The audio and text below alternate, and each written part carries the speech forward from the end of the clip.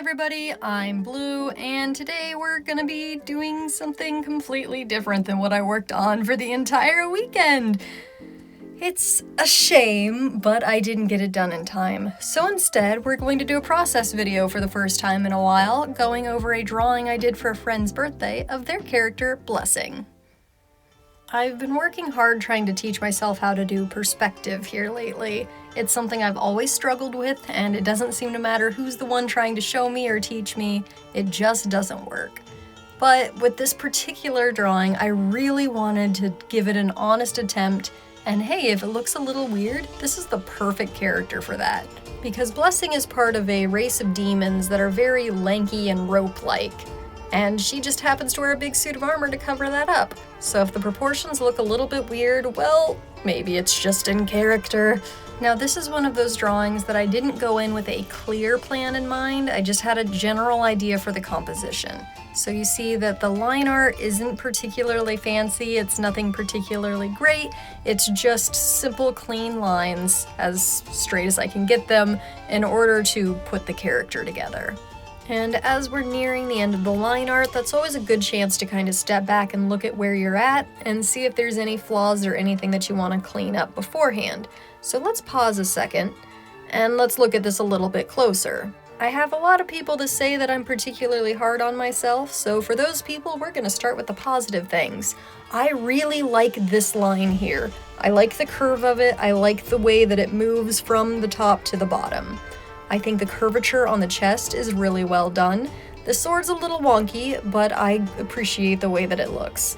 However, two things I gotta point out that I just could not fix is one, this shoulder pad. I moved this thing all over the place trying to figure out how it would sit, and I even debated on constructing it out of EVA foam just so I could see it better before I realized that that was a lot of attention for a detail that most people weren't going to spend much time looking at. The other one is this foot. I don't have as much to say about it, just something about it's off. I'm not exactly sure, I can't tell if the perspective's off or if the leg is just too short. You might be wondering, why in the world would you take the time to point out that something's bad? No one is going to notice. And that's because there's beauty in flaws. In an age where there's so much technology to try to make everything clean and perfect, sometimes it's the flaws that make a drawing more unique, makes them stand out. And that's why I don't have any problem saying, this looks bad, but I'm gonna keep going anyways. But even if the line art isn't something particularly spectacular, I knew I was gonna get to play with glowy effects and colors, so there's still a chance to save this and make it something truly remarkable. And color we shall, starting with just a lava pattern texture to try to get just the idea of what the base of this looked like. It's also the most colorful part of the piece, so I of course wanted to spend time on it first. And this isn't super of note, but I do really recommend anytime you're drawing a character over a background that you've already established, it's really good to fill it in with a solid color. I chose white only because I wanted to try to aim for more of a high contrast piece than what I normally do. Here you can see me going through and layering in just a base layer of shading before going in and thinking, well, it needs a little bit more. It's not as contrast heavy as I was wanting it to be. And let me tell you, that's the part of this piece that became addicting.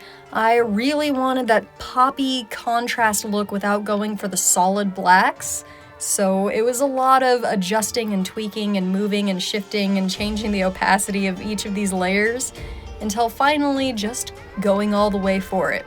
They say don't shade with black, but sometimes there's exceptions. And pretty much all the shading that you see here is literally just black and then adjusting the opacity layer.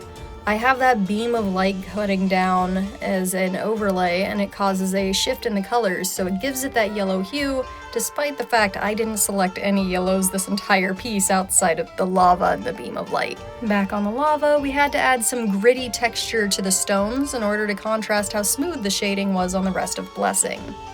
And overall, for a piece that I did a lot of experimenting on, that I didn't go in with a clear composition or color in mind, I think it turned out pretty okay. And I was absolutely delighted that Blessing's player made this their new profile picture.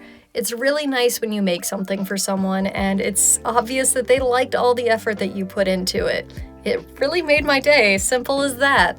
But I guess if I were to give you guys any advice from this video, it's sometimes Just mess around. Keep layering, keep layering, keep layering, and sometimes you'll get a crummy result, and sometimes you'll end up with something that you're quite proud of.